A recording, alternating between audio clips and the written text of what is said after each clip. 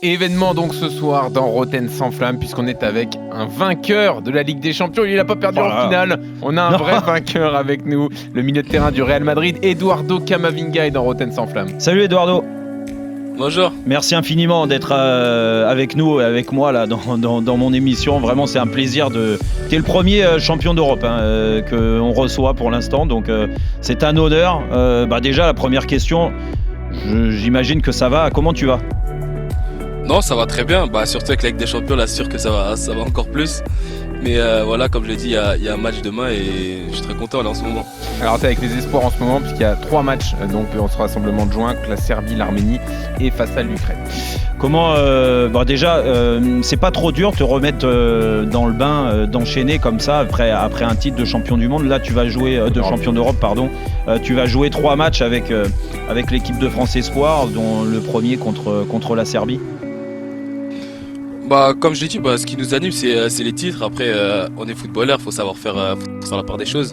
On a bien profité les derniers jours de la coupe.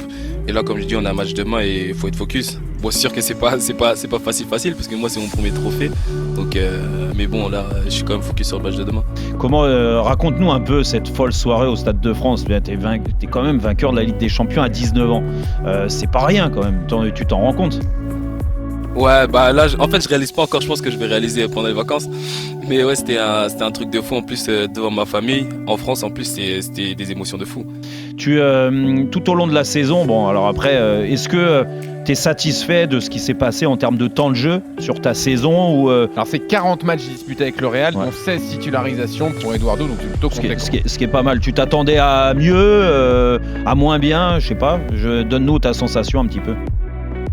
Moi, déjà l'objectif, déjà à partir du moment où je suis venu ici, on m'a dit que ça allait être, j'allais pas forcément énormément jouer la première année, mais j'ai quand même pas mal joué, je suis plutôt quand même satisfait. Après, c'est sûr que j'aurais aimé jouer tous les matchs, parce que moi c'est tous les matchs que je vais jouer.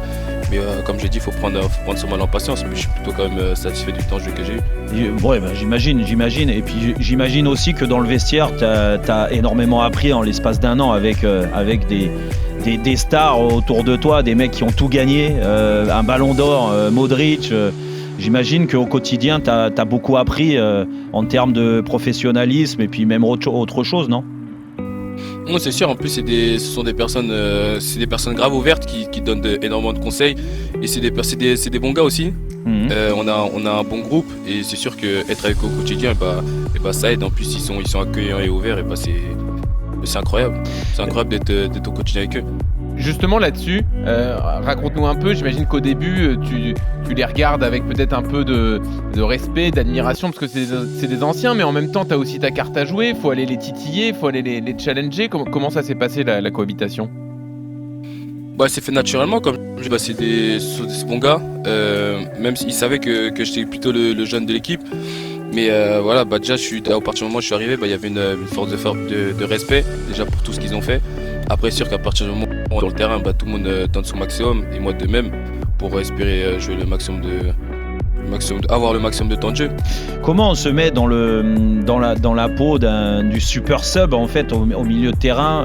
Je t'ai trouvé d'un sang-froid incroyable lors de tes entrées en Ligue des Champions. Tu l'expliques comment ? Franchement, je sais pas. Après, moi, je suis quelqu'un, j'aime jouer ces matchs. Après, à partir du moment où le coach fait appel à moi, je donne mon maximum, je joue mon jeu et après ça passe ou ça casse. Et du coup, là, ça a passé, je suis trop content. Et sur la relation avec les autres milieux de terrain, parce que on peut parler d'autres joueurs, parce qu'il y a des grands joueurs dans toutes les lignes au Real. Mais toi, ce qui t'intéresse, c'est le milieu de terrain. Tu t'es rapproché de qui ? Est-ce que tu avais une relation particulière avec Modric, Kroos ou Casemiro ? Franchement, comme j'ai dit, c'est tous les trois des bons mecs. Après, moi, je suis quelqu'un, je peux jouer à n'importe quel poste au milieu de terrain, donc j'essaie d'apprendre d'un peu tout le monde. Après, c'est sûr que des fois, je jouais 8, des fois, je vais jouer 6. Et des fois, quand je jouais 6, il y avait Kazé qui venait me parler. Des fois, quand j'ai 8, il y avait soit Kroos, il y avait Modric qui venait me parler aussi. Donc, on a une bonne relation. Et comment c'est quoi ta relation ? Alors là, je te parlais des joueurs que tu côtoies au quotidien, bien sûr, dans le vestiaire, et on a toujours, tu crées des affinités forcément à ces contacts-là, mais avec ton entraîneur, quel conseil, qu'est-ce qui t'a amené Carlo Ancelotti? Parce que voilà, moi je l'ai pas connu, il m'a pas entraîné, mais je travaille aujourd'hui avec des gens qui l'ont eu dans le vestiaire. Ils me disent que c'est impressionnant. Est-ce qu'il lui aussi te conseille au quotidien ou sur les matchs, ou il te laisse un petit peu tranquille? Sur les matchs, avant les matchs déjà il me dit fais attention aux jaunes déjà. Ouais. Fais attention aux jaunes. Au début il me le disait, mais maintenant il me fait juste un signe. Il me fait juste un signe. C'est sûr que déjà il m'a aidé à caler ma fougue, parce qu'au tout début je prenais énormément de cartons, énormément de fautes aussi j'en faisais. Après déjà cet aspect-là il m'a aidé. Après c'est quelqu'un qui est beaucoup dans les mains, il parle avec les joueurs. Que ce soit avant un match, il peut te prendre dans son bureau, lui parler pour te donner confiance. Sur ton positionnement, tu disais que tu peux jouer un petit peu partout au milieu de terrain, et ça c'est quand même une plus-value pour toi et même pour le Real. Mais on est tous passés par là. Du moins, on a un poste préférentiel. Tu préfères jouer où? En numéro 6 devant la défense, ou un peu plus haut sur le terrain en te donnant un peu plus de liberté offensive? Moi je préfère jouer 6. Moi je préfère jouer 6. Après j'ai les qualités pour jouer aussi 8. Mais moi je préfère jouer 6. Et pourquoi tu préfères jouer 6? Parce que tu es à la base des actions, tu es le premier relanceur, parce qu'on a eu l'impression cette année que tu étais plus épanoui quand tu jouais un peu plus haut. Ouais, tu es capable d'être très bon même dans la dernière passe, non? Oui, c'est ça, je sais, au milieu de aussi, mais moi en tout cas ma préférence c'est jouer 6, même si je sais que j'ai les qualités pour jouer 8. Mais après moi je préfère être à la base des actions et toucher dans le ballon. Mais pourquoi? Parce que tu cours moins? Non, c'est pas de courir, même si je peux courir énormément, ça y a pas de souci. Je peux courir pour les collègues, ça y a pas de souci. Mais à 19 ans on se pose pas ces questions, c'est quand on est Non, mais non, moi je cours. Moi, pas de souci avec ça. Non, mais je plaisante bien sûr, mais en fait je peux comprendre ta réflexion, parce que Jean-Louis, pour te dire, moi c'est un poste, j'adorais jouer devant la défense comme ça. Quand tu étais très jeune, tu jouais là, c'est ça? Oui, et puis même sur la fin de carrière, et c'est vrai que tu es le premier relanceur, et j'imagine que quand tu es entouré de joueurs comme tu es entouré, ça doit être un réel plaisir d'être à la base des actions, non? Oui, c'est ça, mais après, comme je dis, j'en parlais énormément aussi avec Kazé, il m'a dit que Real Madrid, il y a beaucoup de sacrifices quand tu es 6. Parce qu'il y a Tony, il y a Lucas aussi qui sont si bons à la première relance.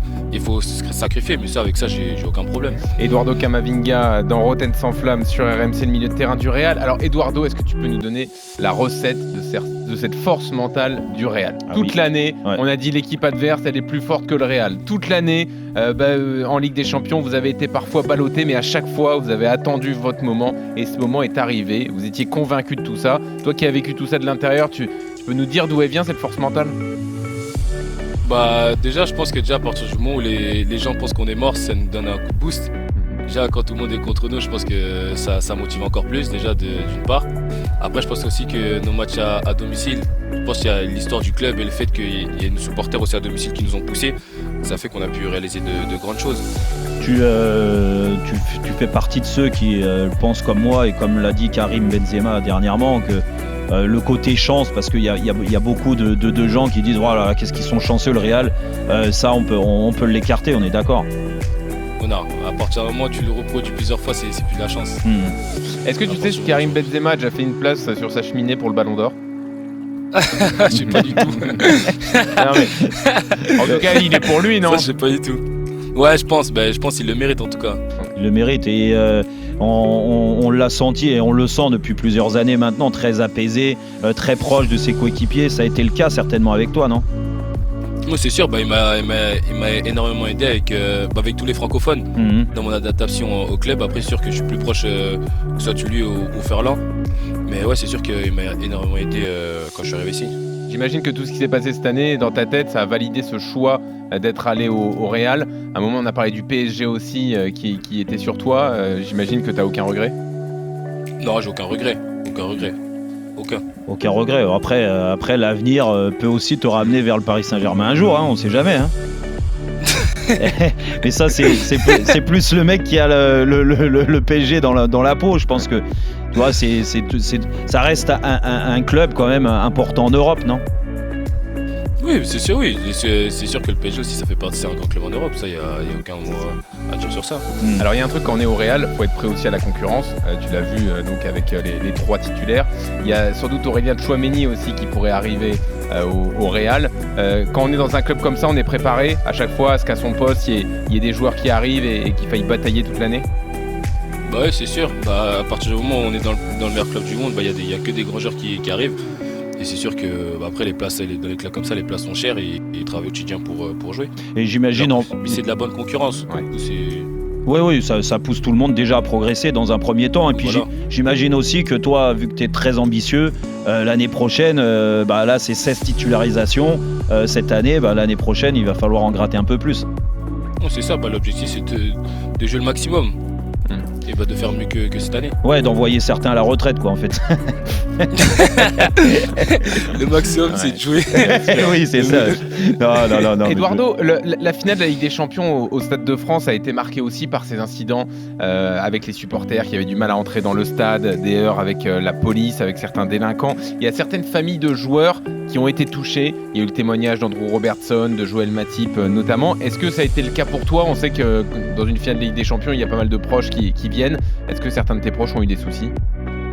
Non, pas de ce que je sache. En tout cas, non, il n'y a pas eu de notre côté. Je crois pas qu'il y ait eu des problèmes. Bon, c'est très bien alors. Bon, c'est très bien. Moi, j'avais une autre question sur l'équipe de France. Ça tombe bien, tu es en espoir aujourd'hui. C'est sûr que quand on est en espoir et qu'on a déjà touché l'équipe de France A pour toi, c'est un objectif. Mais moi, je voudrais revenir sur tes premières sélections. Ça a été une surprise à l'époque que tu sois appelé en équipe de France A. Après, tu n'es pas retourné depuis octobre 2020. Et j'avais noté, et c'est normal parce que je pense que ça nous est tous arrivé, que quand tu as ta première sélection, tu as une petite forme de décompression derrière, puis tu as du mal à réenclencher le pas. Est-ce que ça a été ton cas derrière de digérer ces premières sélections en équipe de France ? Ça a été compliqué ? Franchement, je serais même pas vous répondre. Sur ça, je serais pas vous répondre. Mais après, c'est sûr qu'il y a j'étais moins performant, ça c'est le cas. C'est le cas après cette sélection, c'est sûr que j'étais moins performant. Après, de là vous dire qu'il y a une forme de décompression ou quoi que ce soit, je pense pas. Non. Ok. Écoute, en tout cas, moi je te souhaite d'y retourner en équipe de France. Quand on est champion d'Europe, forcément, ça aide dans l'esprit de Didier Deschamps. On sait qu'il regarde beaucoup les grands clubs à l'étranger aussi, et le Real est le plus grand club au monde. Donc, à mon avis, ça va pas tarder. Tu vas retrouver une place dans le château. J'espère, en tout cas, c'est l'objectif. Merci Eduardo d'être venu sur la RMC. Merci beaucoup Eduardo. Déjà, bon courage pour ces 3 matchs qui arrivent avec les espoirs. Sois bon et puis surtout, profite bien des vacances parce que là franchement, tu as des étoiles plein les yeux, j'imagine, et tu le mérites et profites-en. Merci beaucoup. À bientôt, salut, bye. À bientôt.